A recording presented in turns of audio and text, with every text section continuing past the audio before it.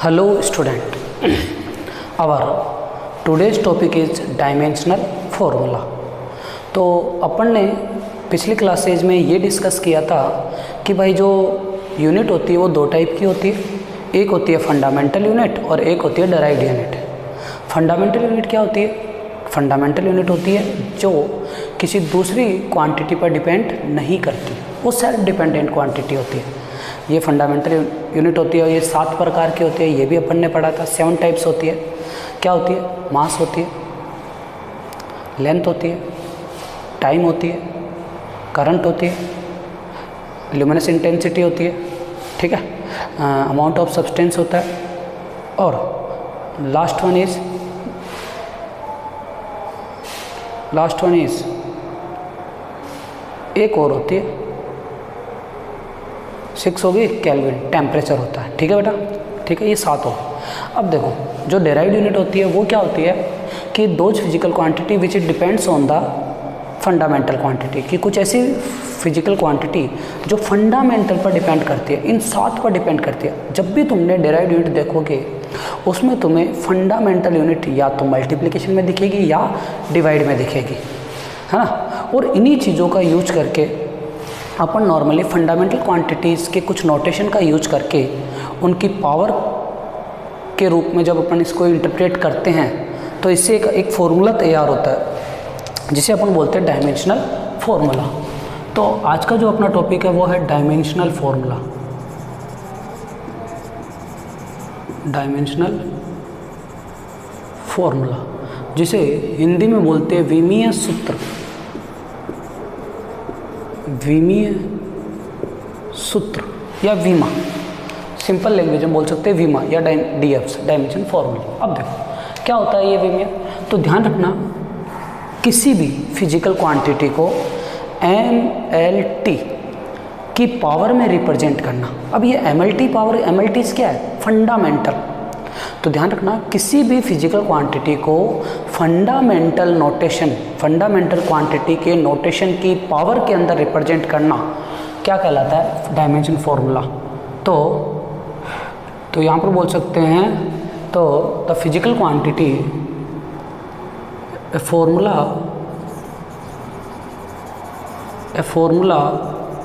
which is derived by the power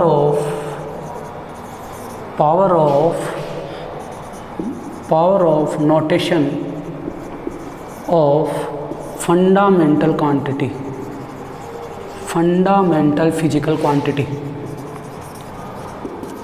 fundamental physical quantity.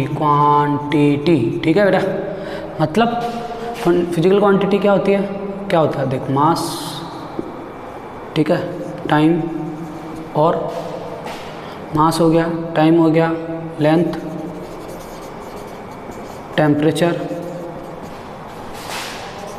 Amount of substance,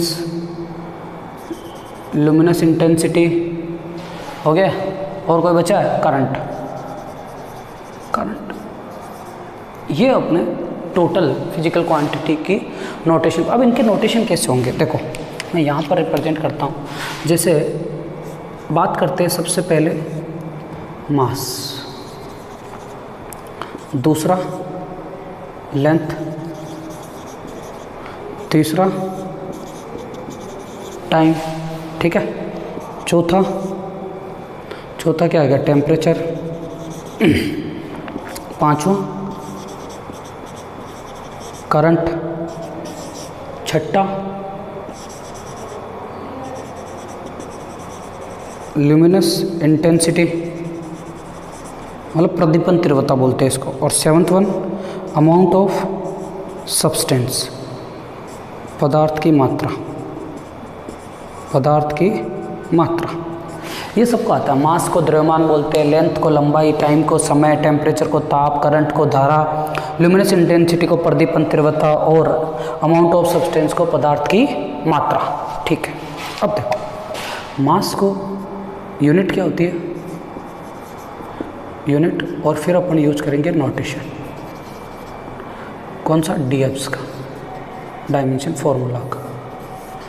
दोनों चीज़ें तुम्हें आनी चाहिए। देखो यूनिट होती है इसकी किलोग्राम, लेंथ की यूनिट होती है मीटर, टाइम की यूनिट होती है सेकंड, टेम्परेचर की यूनिट होती है केल्विन, और करंट की यूनिट होती है एम्पियर, ल्यूमिनस इंटेंसिटी की यूनिट होती है कैंडेला,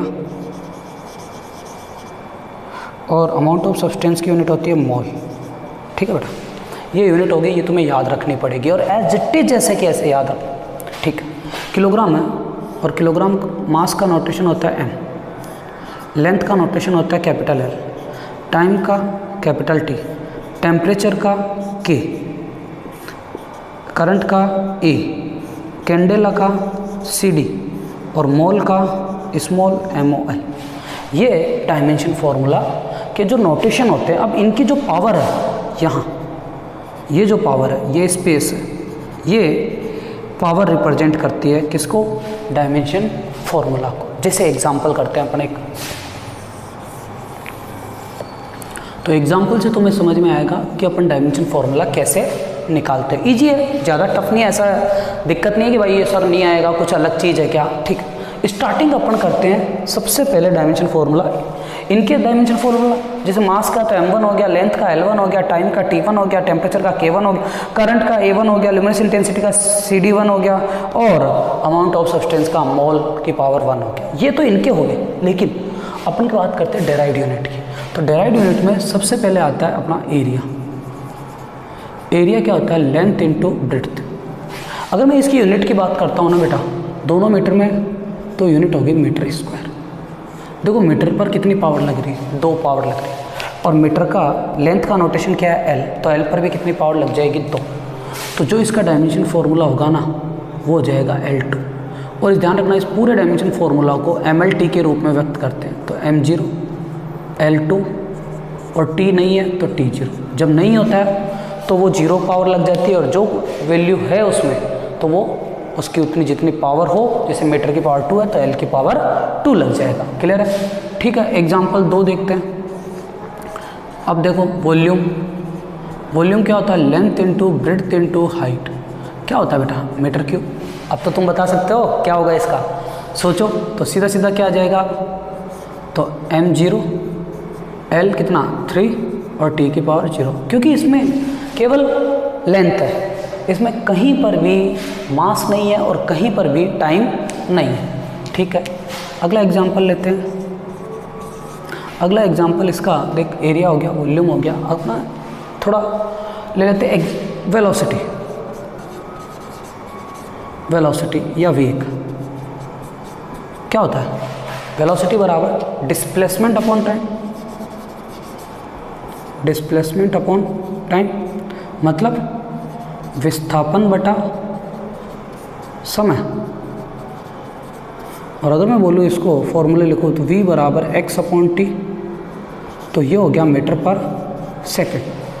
हाँ बेटा ध्यान से देखना, सब चीज़ ऊपर चाहिए। मीटर की पावर कितनी? 1, सेकंड की पावर 1। तुम यहाँ मत लिख देना फॉर्मूला कि सर मीटर की पावर 1 तो L1, सेकंड की पावर 1 तो T1, तो ये वैल्यू हो जाएगी गलत। तो all the physical quantity, all the units एक ही लेवल पे होनी चाहिए, ऊपर ही होनी चाहिए। ठीक है, तो ये यूनिट नहीं होगी तो क्या होगी देख, तो इसको अपन ऊपर लेके जाएंगे। तो ये क्या बन गया? M1 और सेकंड की पावर -1। अब इसका डायमेंशन फॉर्मूला लिख सकते हैं। मास है नहीं तो m की पावर 0, लेंथ की मीटर का 1 और सेकंड का -1। ये हो गया, that is the dimension formula of velocity. यहाँ तक ओके बेटा? क्लियर? ठीक है, अगला देखते हैं। Example 4 is एक्जिलरेशन। एक्जिलरेशन क्या होता है? द वेलोसिटी अपॉन टाइम, मतलब त्वरण। त्वरण, त्वरण क्या होता है? वेग बटा समय। त्वरण क्या होता है बेटा? वेग बटा समय, या the rate of change of velocity, या वेग में परिवर्तन की दर। अब देख, वेलोसिटी की यूनिट ऊपर है मीटर पर सेकंड, अपॉन टाइम की यूनिट अपने को पता है सेकंड, तो ओवरऑल यूनिट हो गई मीटर पर सेकंड स्क्वायर। लेकिन अपने को पता है, अपने को डायमेंशन फॉर्मूला लिखना है तो सेकंड को ऊपर लेके जाएंगे, तो मीटर की पावर 1 और सेकंड को ऊपर भेजा तो -2। अब इसका डायमेंशन फॉर्मूला लिख सकते हैं। तो मास तो है नहीं तो M0, तो L1 t माइनस 2, ये एक्सेलरेशन का डायमेंशन फॉर्मूला आ रहा है। हाँ बेटा, आ रहा नहीं आ रहा, थोड़ा थोड़ा इस तरीके से अपन डायमेंशन फॉर्मूला निकालते हैं। एक और देख लो अच्छा सा, ये होता है फोर्स। फोर्स बराबर मास इनटू एक्सेलरेशन। तो बल बराबर द्रव्यमान गुणा त्वरण। तो बल होता है द्रव्यमान गुणा त्वरण। अब देखो, तो जब अपन बल की बात करते हैं तो F बराबर ma, और इसकी यूनिट वैसे तो तुम्हें पता है न्यूटन होती है, लेकिन न्यूटन तो है सर, लेकिन मास की यूनिट क्या होती है? किलोग्राम। क्योंकि डायमेंशन फॉर्मूला जो होता है वो फिजिकल फंडामेंटल फिजिकल क्वांटिटी पर बेस होता है, ना कि न्यूटन पर बेस। क्योंकि न्यूटन कौन सी यूनिट है? डेराइव्ड यूनिट है। तो इस डेराइव्ड यूनिट को किस में बदलना पड़ेगा तुम्हें? फंडामेंटल यूनिट में। तो देख, न्यूटन है तो मास का हो गया किलोग्राम, और एक्सेलरेशन का यहाँ पर मीटर पर सेकेंड स्क्वायर, मीटर पर सेकेंड स्क्वायर। तो ये जो पूरी यूनिट है ये हो गई न्यूटन की यूनिट, मतलब फोर्स की fundamental unit. Derived unit, force is a derived unit, क्योंकि Newton is a derived unit. Newton किस किस से मिलकर बनी? देख, ये फंडामेंटल, ये फंडामेंटल, ये फंडामेंटल, तीनों फंडामेंटल क्वांटिटी दिख रही है, लेकिन ये तीनों एक दूसरे या तो मल्टीप्लिकेशन में या डिवाइड के अंदर है। कोई यूनिट के अंदर ना तुम्हें प्लस मिलेगा ना तुम्हें माइनस मिलेगा, ध्यान रखना ये चीज़। तो देखो, तो यहाँ पर किलोग्राम है तो m1, मीटर है तो L1। अब सेकेंड नीचे है तो t ऊपर आएगा तो t minus 2। That is the dimension formula of force m1 L1 t minus 2। इसको बोलने का तरीका है m1 L1 t माइनस 2। बोलो ये क्लियर है नहीं है? एक और कर लेते हैं। तो अपना आता है अगला एनर्जी। ठीक है, एनर्जी, और एनर्जी की यूनिट होती है कि बजाय जिसे एनर्जी है तो mgh, और यूनिट होती है जूल। लेकिन जूल तो फिर डेराइव्ड यूनिट है, फिर इसको किस में बदल लेंगे? Fundamental unit. तो देखो, जूल को मैं बोल सकता हूँ मास का किलोग्राम, ग्रेविटेशनल एक्सेलरेशन तो वही मीटर पर सेकंड स्क्वायर, और h डिस्टेंस तो मीटर। तो ये ओवरऑल यूनिट हो गई किलोग्राम मीटर स्क्वायर पर सेकंड स्क्वायर। यहाँ तक आया नहीं आया बेटा? ठीक। अब देख, वही है, किलोग्राम को पावर 1 है तो m1, मीटर की पावर 2 तो L की पावर 2, टेम्परेचर टाइम की पावर है 2, लेकिन वो ऊपर आके हो जाएगी -2। तो जूल का डायमेंशन फॉर्मूला होता है m1 L2 t माइनस 2। तो ध्यान रखना, जूल की जो डेराइव्ड यूनिट में जब कन्वर्ट करते हैं तो होता है किलोग्राम मीटर स्क्वायर पर सेकेंड स्क्वायर। ये क्लियर है या नहीं है? तो यहाँ तक अपना आज का जो टॉपिक था डायमेंशन फॉर्मूला, वो उसके 5 एग्जाम्पल तक अपन ने 5-6 एग्जाम्पल तक क्लियर कर लिए। और अब तुम्हें करना क्या है? बुक में काफ़ी एग्जाम्पल है, अपन कल और करके देखेंगे, वो नेक्स्ट क्लास में अपन करके देखेंगे कि कितने इसके एग्जाम्पल होते हैं टोटल। ठीक है, काफ़ी एग्जाम्पल है, मेरे हिसाब से इसके लगभग तुम्हारी बुक में 50 to 60 एग्जाम्पल दे रहे हो, या 50 तो होंगे। तो उनमें से तुम एक चीज़ ध्यान रखना, जो टेम्परेचर से रिलेटेड एग्जाम्पल है या जो एम्पियर से रिलेटेड एग्जाम्पल है वो अभी मत करना। 11th क्लास में तुम्हारे एम्पियर वाला पोर्शन नहीं आता है। 11th क्लास में तुम्हारे जो पोर्शन आएंगे वो केवल ये आएंगे, ये 11th क्लास तक आते हैं, 11th क्लास।